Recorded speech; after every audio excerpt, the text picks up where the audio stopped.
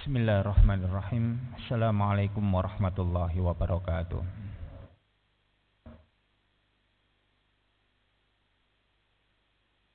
Alhamdulillahirabbil alamin. Wassalatu wassalamu ala asrafil anbiya'i wal mursalin nabiyyina Muhammadin wa ala alihi wa sahbihi ajma'in wa man tabi'ahum bi ihsanin ila yaumiddin, amma ba'du. Para jamaah hadirin sekalian yang dirahmati oleh Allah, alhamdulillah pada kesempatan malam hari ini kita bisa bertemu kembali untuk merenungi bersama, mengkaji bersama hadis-hadis Rasulullah Muhammad sallallahu alaihi wasallam.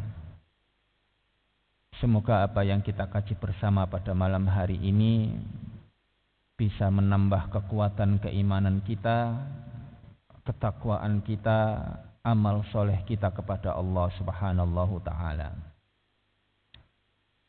Kedua kalinya salawat serta salam mudah-mudahan senantiasa tetap tercurahkan kepada junjungan kita Nabi besar Muhammad sallallahu alaihi wasallam. Amin ya rabbal alamin. Kita masuk bab yang ke-13.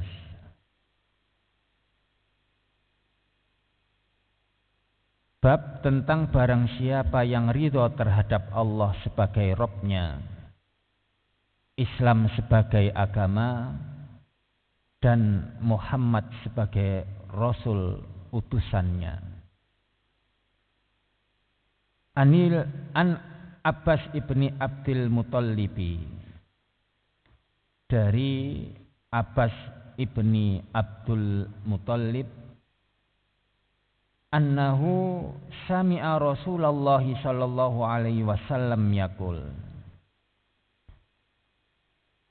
bahwasanya dia mendengar Rasulullah sallallahu alaihi wasallam bersabda, "Dzaqa ta'mal imani, man radiya billahi robba wa bil islami dina wa bi Muhammadin rasula." Dzaqa ta'mal iman, niscaya akan merasakan nikmatnya iman bagi orang yang ridho terhadap Allah sebagai Rabb-Nya, Islam sebagai agama, dan Muhammad sebagai Rasul-Nya. Para jamaah, Imam Nawawi beliau mengutip penjelasan salah seorang ulama, raditu bisyai'in, aku ridho dengan sesuatu. Artinya aku rela dan puas serta merasa cukup dengan sesuatu tersebut. Niki secara definisi bahasa. Tidak akan mencari jalan yang lain. Jadi makna hadis niki adalah saya ridho Allah sebagai Tuhan kita, Tuhan kami, Tuhanku. Tidak akan mencari Tuhan selain Allah. Tidak mencari dan mengikuti selain jalan Islam. Tidak akan menempuh syariat selain yang disyariatkan oleh Muhammad sallallahu alaihi wasallam. Dados tidak diragukan bahwa orang yang memiliki sifat demikian ini, maka ia akan merasakan manisnya iman, dan keimanan itu akan merasuk ke dalam hatinya.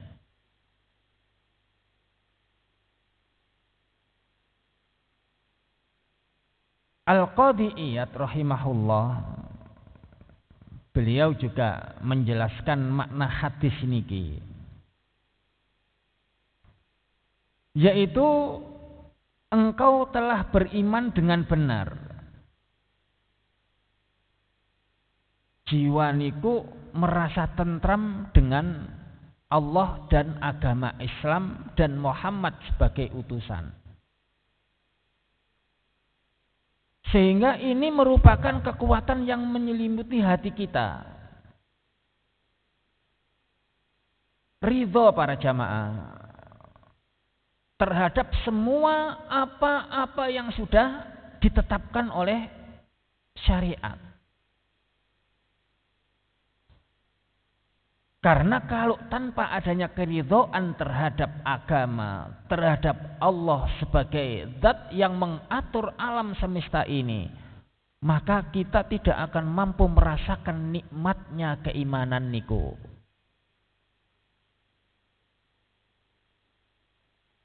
Iman yang merasuk ke dalam hati hanya akan bisa kalau kita ridho. Manisnya akan kita rasakan. Kalau sudah demikian, maka kita akan mudah melaksanakan ketaatan-ketaatan kepada Allah. Bahkan akan merasa nikmat dengan melakukan semua ketaatan tersebut. Para jamaah, dados ridho inilah yang dapat membuahkan rasa nikmat dalam beriman, berislam, dan menguatkan kita untuk senantiasa beramal soleh. Sementara sebaliknya, kalau kita tidak merasa ridho dengan Allah, dengan agama kita, dengan syariat kita, jelas akan timbul segala macam penyakit yang akan merusak cabang-cabang keimanan secara keseluruhannya. Semua cabang-cabang keimanan yang ada di dalam batin kita itu akan rusak karena ketidakridhoan kita terhadap Allah. Ini harus kita fahami. Terus orang yang beriman kepada Allah, beriman kepada Rasulnya, dengan rukun iman, dengan rukun Islam, kemudian ihsan. Ini merupakan pokok-pokok yang harus kita ridhoi, pokok-pokok yang harus kita terima secara penuh 100%. Jangan ada perasaan menolak, jangan ada perasaan berat, jangan ada perasaan kita itu dipaksa oleh Allah. Kalau sudah demikian perasaan kita ma'asyiral muslimin, maka rusaklah keimanan-keimanan yang ada di dalam hati kita. Ini yang harus kita pahami sehingga ridho niki nggih mencakup semuanya. Ridho ini mencakup keseluruhan apa-apa yang berlaku dan terjadi pada kita. Masuk juga terhadap peristiwa-peristiwa yang kaitannya dengan takdir yang sudah ditetapkan oleh Allah. Masuk ke arah situ. Niki sangat penting. Karena kalau kita tidak mampu berbuat ridho seperti ini, akan sangat berbahaya bagi keimanan di dalam hati niki. Terus Umar bin Abdul Aziz niku beliau berkata menjelaskan tentang ridho.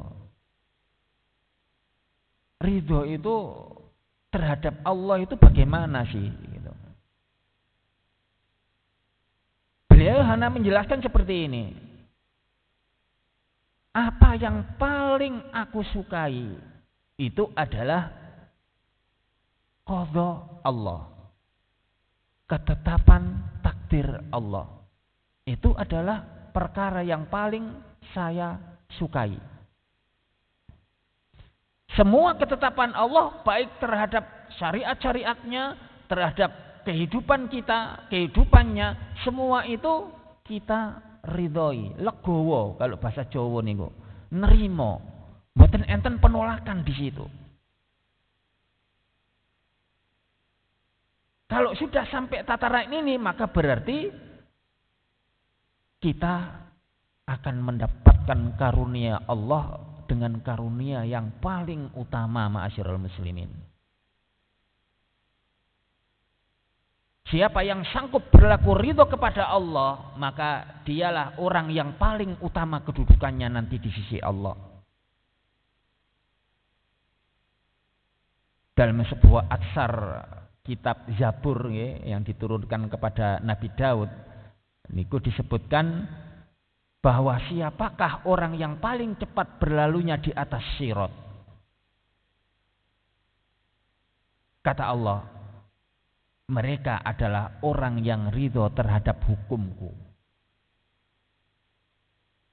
Dan hati mereka senantiasa basah menyebut namaku.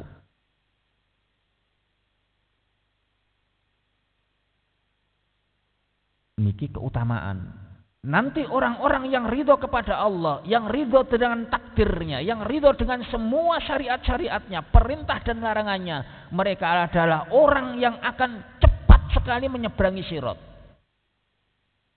Paling cepat. Mungkin secepat kilat, secepat pandangan mata. Niki keutamaan.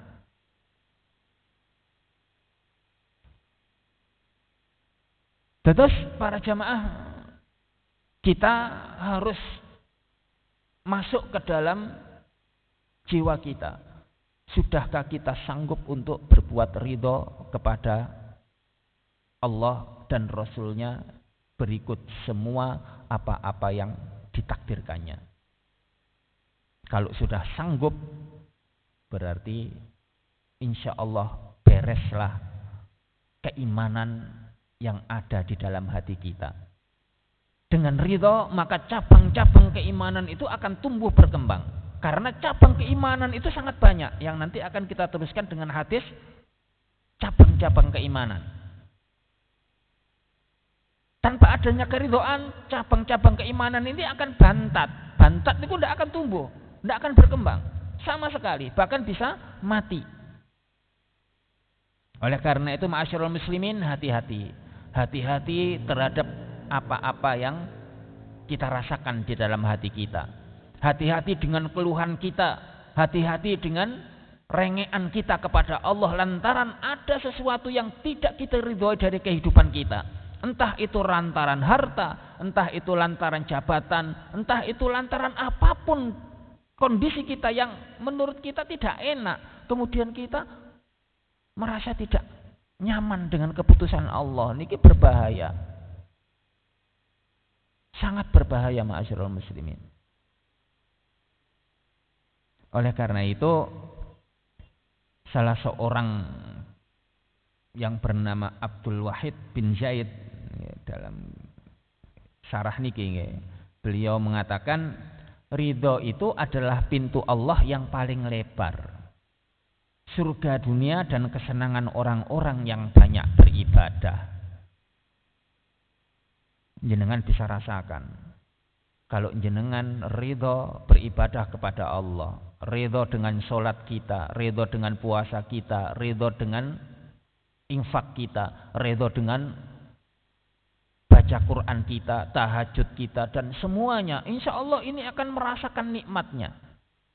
Tetapi kalau tidak ridho, mesti akan berat kita. Sholat baru 5 menit, itu sudah gerutu. Karena tidak ada unsur keridhoan untuk menjalankan perintah Allah niki.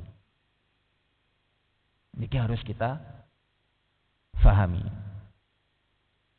Sebagian kalangan berkata, tidak ada derajat yang lebih tinggi di akhirat selain dari derajat orang-orang yang ridho terhadap Allah. Apapun keadaannya. Siapa yang dianugerahi keridhoan, maka dia telah mencapai derajat yang paling utama. Ini perkataan pendapat para ulama mengenai ridho. Dan harus kita upayakan bagaimana caranya agar kita sanggup untuk berbuat ridho yang memang diwajibkan oleh agama niki. Kita lanjut ke bab yang seterusnya, bab yang ke-14. Cabang-cabang iman yang tertinggi dan terendahnya, serta keutamaan rasa malu yang merupakan bagian dari iman.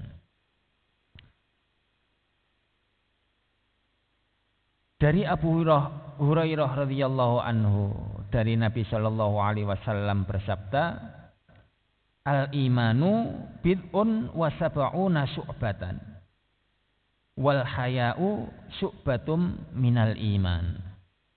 Hadis mengenai ini memang sudah pernah kita bahas di hadis arba'in. Cuman karena pensyarahnya beda, akhirnya banyak yang memang perlu kita renungi, tetapi tidak semuanya. Kita ambil pokok-pokoknya saja untuk menambah wacana dan menambah ilmu.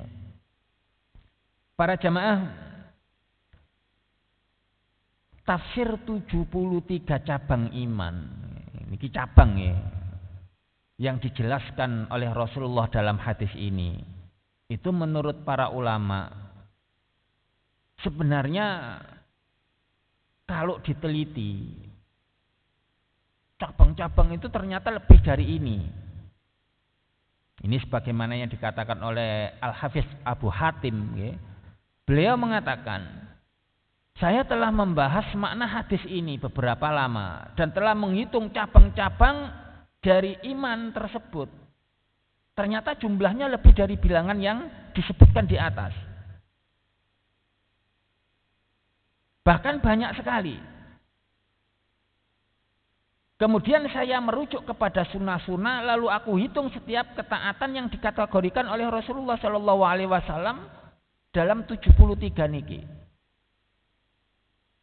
Kemudian saya merujuk kepada Quran.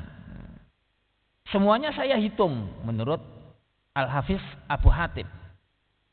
Dan ternyata yang dimaksudkan dalam 33 cabang ini adalah ketaatan-ketaatan yang dijelaskan dalam sunnah dan Al-Quran mawon. Selain itu mboten. Dan ternyata jumlahnya memang lebih sedikit. Kalau teng mriki beliau menjelaskan 79. Tidak lebih dan tidak kurang. Dan ini memang sesuai dengan apa yang dijelaskan oleh Rasulullah. Memang konteks bahasa Arab 73 itu tidak dibatasi sebenarnya menurut para ulama. Tetapi boleh 73 lebih sedikit atau lebih kurang, itu juga boleh. Karena di dalam hadis lain itu ada 67. Dan semuanya menurut para ulama adalah benar. Dan itu memang Rasulullah memang memberikan penjelasan seperti itu. Terus niki yang kaitannya dengan 73 cabang keimanan. Sementara malu sebagian dari iman. Imam Al-Wahidi menurut penjelasan Imam Nawawi mriki, beliau menyatakan bahwa istilah al-istihya, rasa malu, itu diambil dari al-hayah, hayatun, al-hayatun, artinya adalah kehidupan. Di mana Imam Al-Wahidi menjelaskan yang dimaksud di sini rasa malu itu adalah seseorang itu merasa malu lantaran kuatnya kehidupan pada dirinya dan mantapnya pengetahuan tentang sumber-sumber aib. Maksudnya niku kita itu merasa malu karena kita itu cenderung dan condong kepada dunia. Sementara aib kita itu banyak. Makanya tiyang niku merasa malu. Umpamanya nggih, kita kalau di hadapan banyak orang kita akan berbuat yang tidak akan kita perbuat kalau kita itu tidak di hadapan orang-orang banyak. Kalau kita sendirian, kita berbeda. Itu naluri memang. Nggak pantas lah kok koyok ngene. Banyak orang nggak pantas seperti ini. Tetapi kalau kita sendirian beda. Karena mboten ente sing ndelok, ndak ada yang melihat. Akhirnya naluri malu itu secara fitrah memang ada dan itu baik. Karena dengan malu itu mencegah dirinya dari berbuat perkara-perkara yang tidak baik, tidak patut. Niki yang harus kita pahami para jamaah nggih. Dados orang dia akan merasa malu di hadapan banyak orang, dia melakukan perkara-perkara yang tidak baik. Kejahatan apapun yang dia lakukan kemudian dilihat orang, itu dia tidak akan mau melakukan. Memang fitrahnya seperti itu. Aib. Makanya pencuri itu tidak akan mau dilihat orang. Karena apa? Bagaimanapun dia tahu bahwa mencuri itu perkara yang tidak baik. Kalau kelihatan orang, ya dia akan lari. Memang secara fitrah manusia niku koyok ngoten. Makanya Kanjeng Nabi Rasulullah Muhammad sallallahu alaihi wasallam itu memasukkan malu, rasa malu itu sebagian dari iman. Maksudnya bagian-bagian dari iman yang 73 bagian niku. Kenapa? Nggih, karena memang dengan adanya rasa malu kita terhindar dari perkara-perkara yang malu-maluin. Kan ndak enak nggih ngumbar aib. Kalau tidak kita rasa malu, mungkin kita tidak seperti ini. Mungkin kita tidak akan khusyuk kalau di hadapan orang banyak kalau tidak ada rasa malu, kan ngoten. Oleh karena itu ketika dalam hadis lain nggih, Rasulullah niku mendengar ada salah seorang sahabat yang mencela saudaranya. Lantaran apa? Lantaran dia itu terlalu pemalu. Terlalu pemalu. Tapi kata Rasulullah didiamkan, biarkan. Karena malu itu sebagian dari iman. Al-haya'u minal iman. Biarkan. Namun ada memang dalam hadis lain itu perkara-perkara yang memang ini seperti malu, tetapi boten. Enten nggih. Malu lantaran memang tidak berani. Umpamanya ketika kita hendak menegur orang yang kita hormati lantaran dia berbuat salah, kita akan merasa malu. Atau kita berdiri di hadapan banyak orang, umpamanya kita merasa minder, malu. Kita tidak berani, malu untuk menasihati orang lantaran kita sendiri masih banyak aibnya. Niki mboten malu para jamaah. Tapi ini adalah bentuk dari kelemahan kata Rasulullah. Dados bedakan. Karena memang menurut para ulama kita tidak boleh malu untuk menegakkan amar ma'ruf nahi mungkar. Benar ya dikatakan benar, salah ya dikatakan salah. Tidak boleh pelin-pelan. Enggak boleh malu, apalagi malu-maluin. Niki yang harus kita fahami. Dari Abu Hurairah, hadis seterusnya, Rasulullah Shallallahu Alaihi Wasallam bersabda, al-imanu bid'un wa sab'una au bid'un wa sittuna syu'batan. Iman itu terdiri dari 73 atau 63 cabang. Kisama nggih. Fa afdhaluha qaul la ilaha illallah. Yang paling tinggi adalah ucapan la ilaha illallah. Wa adnaha imatatul adza anit thoriq. Dan yang paling rendah adalah menyingkirkan gangguan dari jalan. Batu, duri, kaca, pokoknya yang mengganggu jalan. Jeglongan juga termasuk. Jeglongan itu lubang-lubang jalan itu kan sangat berbahaya bagi pengendara yang tidak tahu, sering mati, sering kecelakaan. Niki penting. Termasuk niki cabang-cabang dari iman.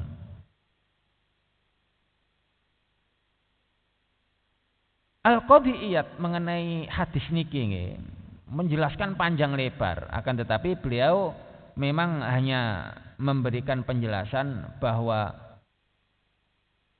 cabang iman yang paling tinggi yang dijelaskan oleh Rasulullah itu adalah makna kalimat tauhid niki, la ilaha illallah. Di mana kita mengucapkan kalimat tauhid, membenarkan dengan hati, kita ucapkan dengan lisan, kita aplikasikan dalam perbuatan. Ini yang paling tinggi. Karena memang ketauhidan ini merupakan ubudiyah kita kepada Allah. Penghambaan kita kepada Allah ini lewat kata-kata tauhid ini. Sehingga kalau tauhid kita itu betul-betul mumpuni, istilahnya ngono mantap, insya Allah kita sudah selamat. Dan dengan mantapnya ketauhidan kita, maka secara otomatis juga cabang-cabang iman yang lain juga berkembang dengan subur. Kita akan ringan tangan lantaran apa? Lantaran keimanan kita, keridhaan kita kepada Allah itu ada. Makanya Rasulullah memberikan penjelasan mengenai derajat iman yang paling tinggi.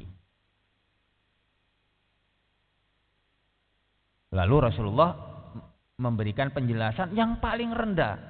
Berarti banyak. Sampai paling rendah. Paling rendah ini adalah hal yang sepele, masyarul muslimin. Mboten perkara sing berat. Menyingkirkan gangguan, duri, cabang pohon yang jatuh, membuntu jalan yang berlubang, yang licin. Itu merupakan cabang keimanan yang akan mendapatkan pahala. Dalam sebuah riwayat itu dijelaskan ada seseorang yang dia itu bebas berjalan masuk dalam surga. Lantaran apa? Lantaran dia sewaktu di dunia itu senang untuk membersihkan jalan dari gangguan orang-orang yang lewat. Maksudnya kalau ada orang lewat di jalan, kemudian jalan itu ada masalah-masalah yang mengganggu, dia senang membersihkan atau memperbaiki apa-apa yang mengganggu niku. Terus setiap cabang keimanan ini akan dibalas oleh Allah dengan surga, ma'asyarul muslimin. Bayangkan alangkah luasnya rahmat Allah niku. Kita hanya tinggal memilih di mana amal ibadah kita dengan apa-apa yang sudah dijelaskan oleh Rasulullah mengenai kebaikan-kebaikan niku. Bahkan hanya dengan tersenyum, biwajhin tolikin. Ketika kita bertemu dengan saudara-saudara kita, wajah kita cerah, kita tersenyum, kita welcome. Masya Allah, itu sudah merupakan kebaikan dan itu merupakan cabang keimanan juga. Entah yang keberapa, Rasulullah tidak menjelaskan.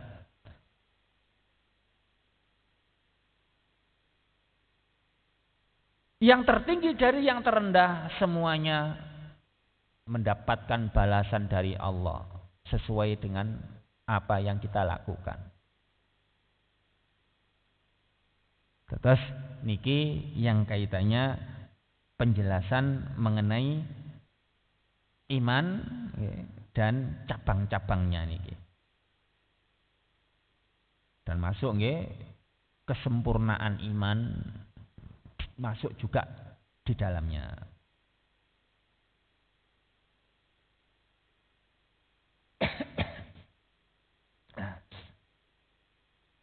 Hadis seterusnya,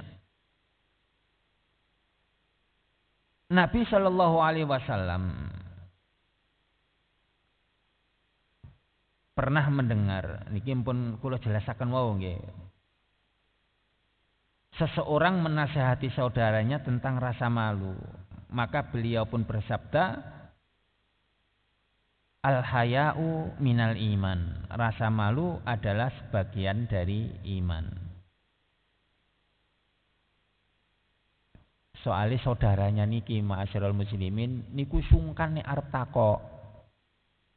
Sungkanan. Dados nek arep takok napa-napa umpamane perkara-perkara yang dia memang membutuhkan untuk bertanya, tetapi karena malu akhirnya enggak jadi takok. Niki perkara yang tidak perlu mestinya. Tetapi Rasulullah memang membiarkan itu. Memang ada satu sisi yang memang dibiarkan karena memang malu. Dengan malu dia akan terhindar dari perkara-perkara yang tercela. Tetapi ada yang seperti ini, itu tidak boleh. Jangan malu. Kecuali memang menjaga diri, iffah, menjaga diri agar kita itu jangan sampai merasa tidak mampu. Umpamanya seorang mukmin itu merasa memiliki harga diri yang sangat tinggi sehingga dia itu pantang untuk meminta-minta kepada saudaranya itu meskipun dia dalam kekurangan. Niki beda, ini adalah iffah, menjaga harga diri. Tetapi kalau jaluan, lah niki mboten punya rasa malu. Tidak patut seorang mukmin itu jaluan. Napa jaluan niku? Minta-minta. Apalagi memang napa? Memang minta-minta, penggaweane malah ngoten. Beda para jamaah mengenai masalah malu yang seperti ini. Niki mboten malu ya, kula sebutaken nggih malu-maluin, ndak punya harga diri. Seorang mukmin penggaweane ngemis, itu tidak punya harga diri. Bahkan lucunya ngemis bawa mobil. Ini kan aneh. Sampai sebegitunya. Dan niki biasa ngoten niku. Pekerjaannya ngemis 1 bulan bisa 3 juta, bisa 7 juta. Bayangkan, kula sing ngajar 250.000 1 bulan. Umpamanya, enak ngemis ternyata ngoten lho. Tapi masakah seorang mukmin itu seperti ini? Niki nggih mboten nopo niki. Mboten punya rasa malu ngeten niki nggih. Mboten punya rasa malu, jaluan, meminta-minta sukanya ngemis. Harga diri seorang mukmin itu harus kita jaga ma'asyiral muslimin. Jadi punya iffah.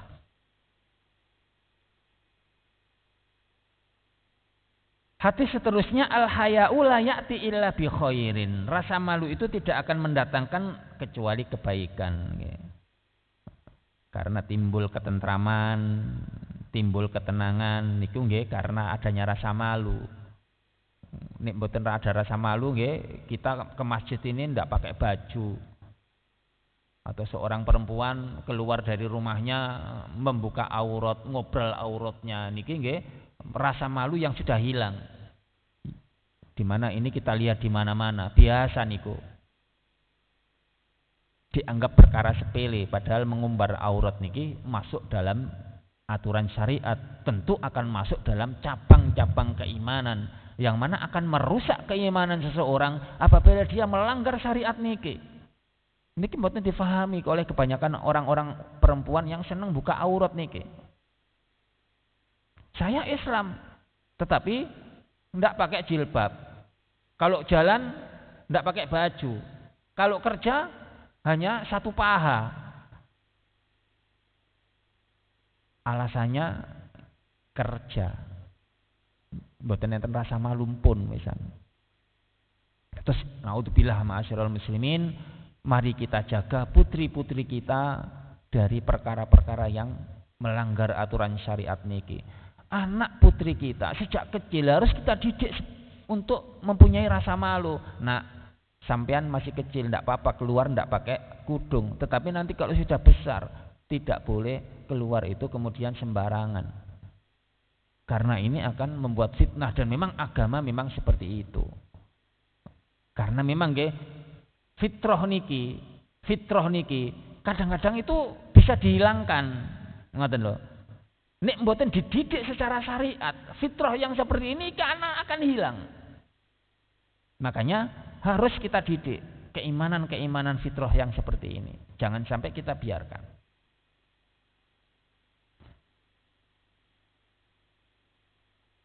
Para jamaah sekalian yang dirahmati oleh Allah, atas niki perkara yang kaitannya hadis tentang masalah al-iman, cabang-cabang iman dan malu itu sebagian dari iman. Kita lanjut ke hadis yang terakhir. Masih ada nggih beberapa menit. Bab kumpulan tentang sifat-sifat Islam. Dari Sufyan bin Abdullah As-Saqafi radhiyallahu anhu berkata, aku telah berkata, ya Rasulullah, kulli fil islami qaulan la as'alu anhu ahadan ba'daka. Wahai Rasulullah, katakanlah kepadaku suatu perkataan di dalam Islam yang tidak akan aku tanyakan kepada seorang pun setelah engkau. Kemudian Rasulullah Shallallahu Alaihi Wasallam menjawab, Qul amantu billahi fastaqim. Katakanlah aku beriman kepada Allah, kemudian beristiqomahlah. Hadis niki insyaallah nggih pun ma'ruf. Pernah juga kita bahas. Al-Qadhi Iyad rahimahullah berkata, hadis ini termasuk di antara untayan-untayan kata hikmah dari Rasulullah Muhammad sallallahu alaihi wasallam yang sempurna. Terus memang Kanjeng Nabi niku nggih kalau memberikan suatu nasihat niku sedikit.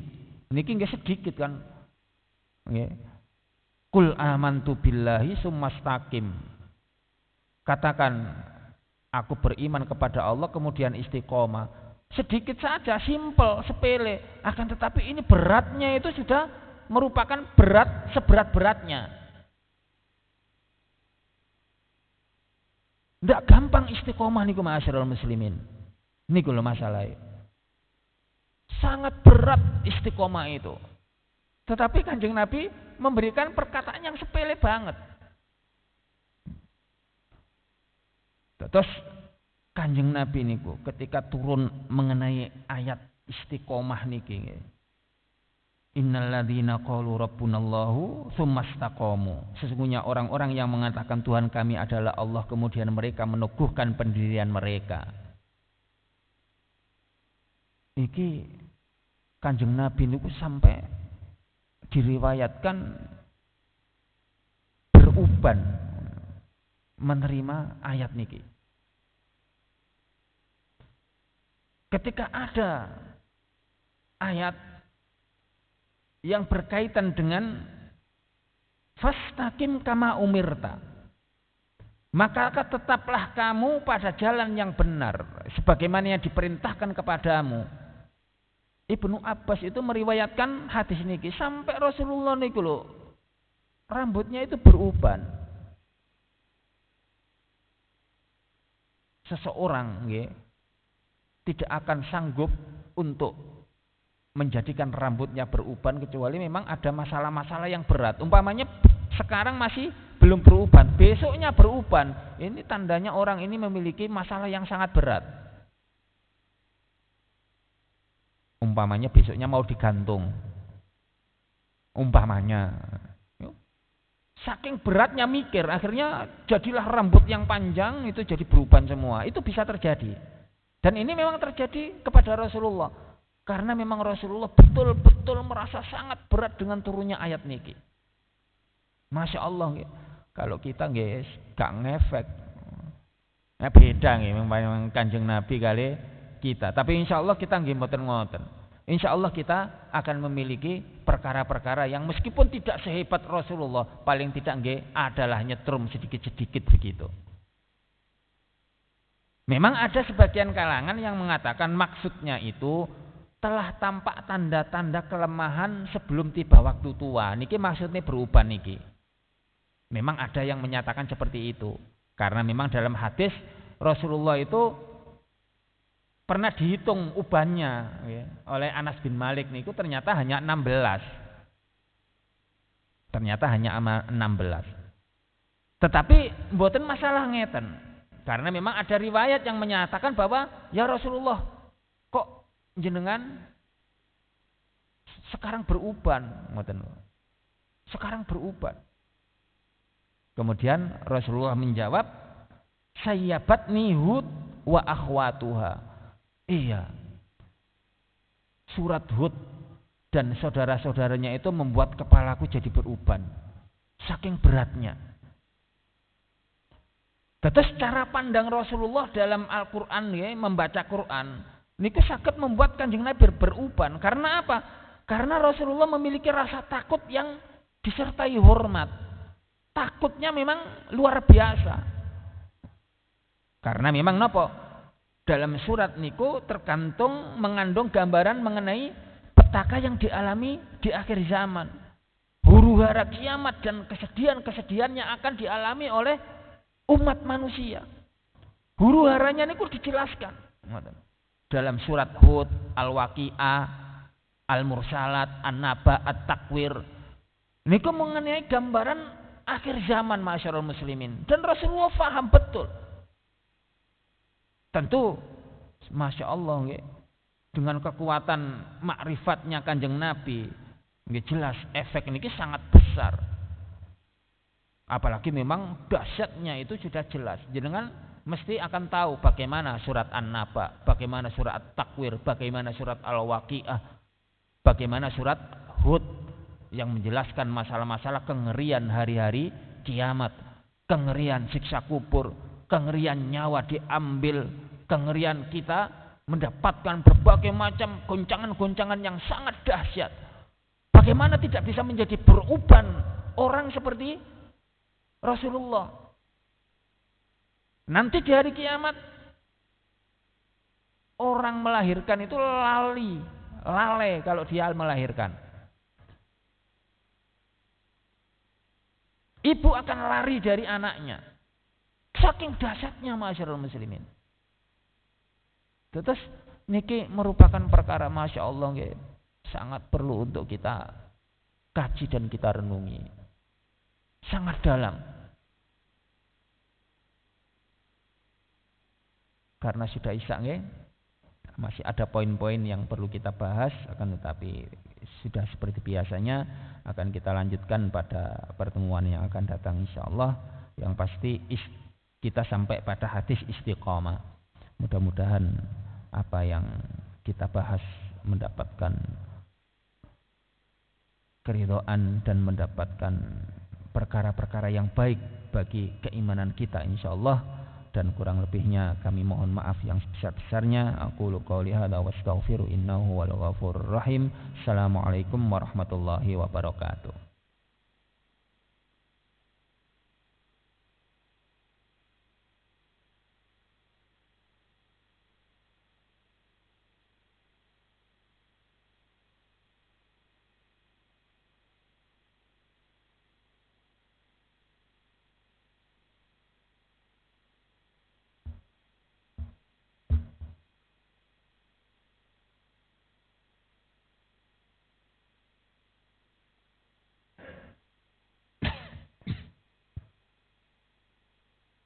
Allahu Akbar, Allahu Akbar.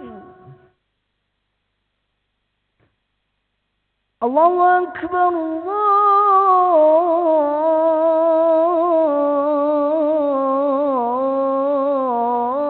Allahu Akbar.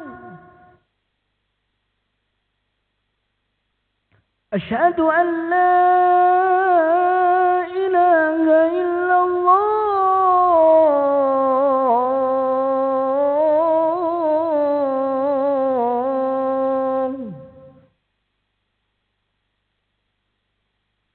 أشهد أن لا إله إلا الله أشهد أن محمد رسول الله.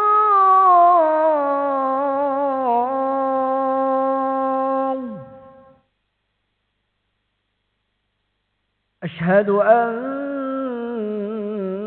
محمد رسول الله. حي على الصلاة.